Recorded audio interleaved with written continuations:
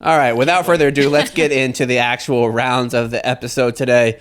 Round number 1, this story came out, I believe, on Friday. Let me set the scene a little bit. First of all, Kate, didn't we have, whenever the Chaps and Kate show first started, didn't we have a furry that called in one night on the show? Yes, we did. We had a furry and that person was in the Air Force, right? I believe. Yes, they were. And let's just give the definition of furries, because guys, we're about to dive into the furry world, which has its paws and claws heavily in the military community. You wouldn't know Which blew me away. So, I had no idea. Furries are enthusiasts for animal characters with human characteristics. In particular, a person who dresses up in a costume as a character or uses one as an avatar online.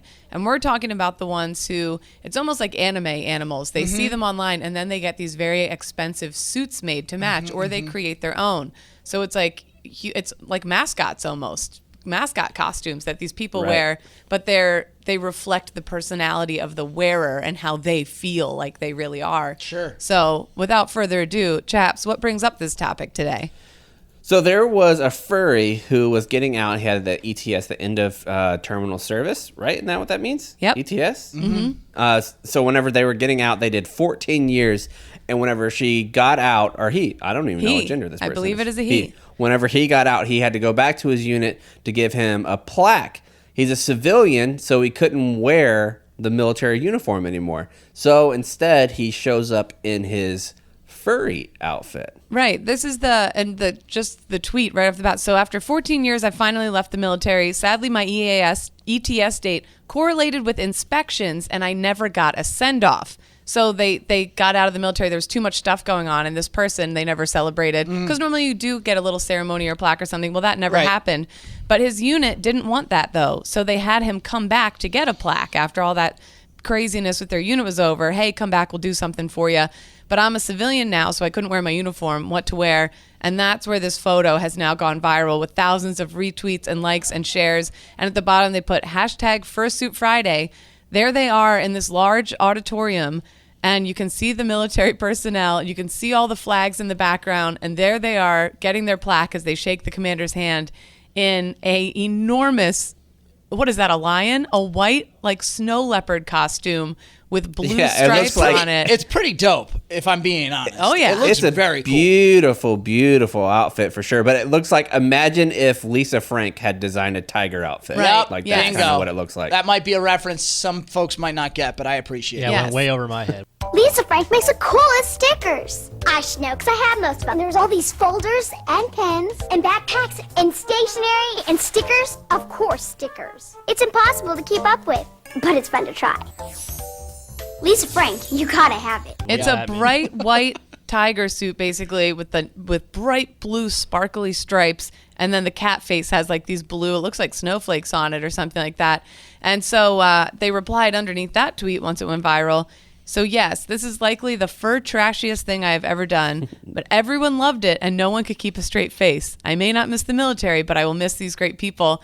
I love that they knew this person was who they are, and they said, "Hey, fuck it, I'll say it, you're a weird fella, but you did your job and you did it well, and so we support you." That's pretty And crazy. I think you absolutely nailed it, because I would bet that this person's first sergeant or like higher level of leadership probably wasn't super into the fact that there was a furry in their unit whenever they were Definitely there, not. because Right. it looks soft. Like, no matter what, that's not an intimidating thing to see somebody in uniform who also twilights as a furry. If you want to be a furry, whatever, like, good on you. But that's not exactly what you want to see. At this point, you're the first sergeant, even if you are the crustiest type of person that there could be in the military. They're out, they come in, what are you going to do? The only thing you have really is to laugh about it. Well, there were people, so this, it's going viral online, so it's getting good comments and bad comments.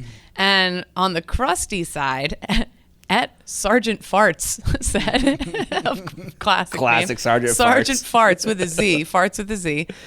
I would ask how you're a 14-year E4, but seeing as you wear a fursuit in garrison tells me everything I need to know.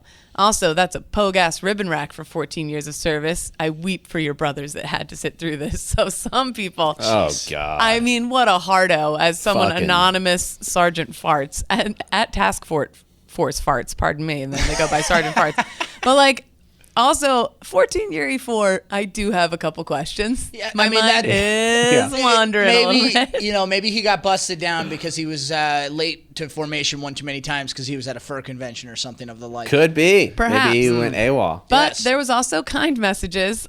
Jackie Fox, which I believe she probably dresses as a literal fox. My husband, also a military fur, just retired at 16 years today. Thank you for your service. Welcome home. And there was a lot of military cosplay and fur folks commenting on the thing, saying what branch they were in, what they had done, blah, blah, blah. And then this one, at Camellia Bunny, said, I had to dig into the recesses of my old Tumblr to find these, but it looks like her retirement ceremony or her EAS ceremony, she's wearing like those girls that wear she looks like an anime character. Yeah. She like Sailor Moon. Yes. She's wearing it on the dock. It looks like out near Camp Pendleton. And she's wearing it on the dock as a man in uniform gives her like retirement thing. So, hey. If there is a military furry convention, we are there. Oh, listen to this. Yeah. Oh, buddy, I dug into it on WikiFur. Okay, WikiFur. It's the Okay. Wikipedia of fur. At every major furry convention, there are invariably 2 meetings for military furries, a Saturday morning chow and a Sunday morning panel. Both are typically hosted by a furry commander along with other panelists. Here, furries from each branch of service and also veterans can meet others like them and discuss topics. Also, the Furries Live Journal community has been described as a VFW for furries. There is a What? There is a spreadsheet that lists if they want to be on the spreadsheet. So like Shockwave, U.S. Air Force, discharged, animal, wolf. Cyber Tiger, U.S. Navy, USA, discharged, animal, dragon. Chili Mac, U.S. Navy, hybrid, wolf hybrid, bear. U.S. Air Force, cat. So these different, you can see the names of the furry and see what branch they were in and connect with them. And then last thing I'll say, because, I go down rabbit holes on this. Just last month in Pittsburgh, they had this huge, it's called Anthrocon. Anthrocon. So they have this huge meetup with thousands and thousands of people.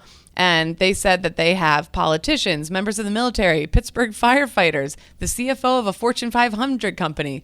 These people come and they dress up as furries. And I'm sorry, I'm going to say it. Reading the articles about it, they're like, we go to the hospitals dressed up and we make the kids happy. I've watched documentaries. You're also, there's fuckholes in those costumes, okay? Not all of them. Yes, But there are. That's what I remember about it. There is one episode. So we talked about it a couple weeks ago. The share drives that used to be in Iraq or Afghanistan, where you could go on the military hard drive and find seasons upon seasons of different shows.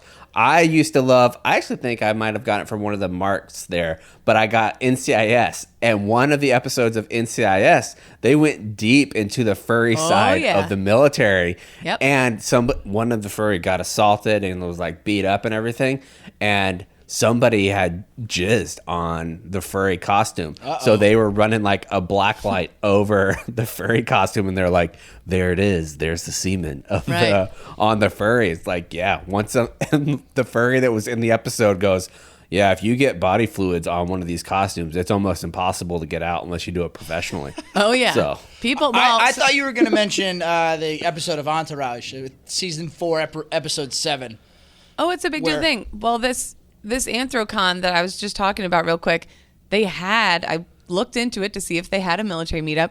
They did, and it had 66. You could click on it then and see who was attending because they all make profiles. 66 attendees of military veterans, and it was hosted by Spirit Bear Chief Grey Muzzle. So, I mean, there was... Long time stoolie Chief Grey Muzzle. Listen, far be it from me to criticize or judge anyone what they do in their free time. That's fine. But do you think that all of these military fur members, am I calling them that? Is that correct? Milfers, excuse me. Milfers. Do you think they all genuinely or generally come from a certain type of unit in the military? Do you think that there's a lot of infantrymen in this fur community? I bet infantry milfers clean the fuck up at these conventions. Oh, dude. yeah.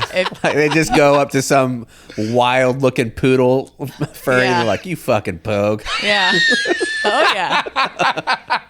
For sure. For sure. All right, real quick. But I do think that it could be a little bit freeing because a lot of times, like in the military, you can't have your face out there doing things on active duty. But you get to cover up and you get to go to these conventions and just act the absolute fool. I can see the appeal behind that. Yes. Well, all right, real quick. You are now a milfer. Chaps, Kate, what is your animal? Ooh, a Belgian Malinois. All right. Black cat. All right. Yeah, I'm not doing that. Oh, too cool. I'll be over at the West Point football game throwing the pigskin around, so I don't have time for that shit. Connor would rather go as a shape and go as a square. How about that? I can though. There's this documentary on the Furry. Like, highly recommend you do a little deep diving into it. The comments on this, I like that this. Person, I'm gonna go a step further, Kate. If you are a military fur or you know one, we will have you on the show. Reach out to me, DM me, email me at chaps@barstoolsports. Yeah, we will get you on the show. I want to do a deep dive into military furs, even more so than the probably 15 minutes that we just spent. Let's move on to round number 2.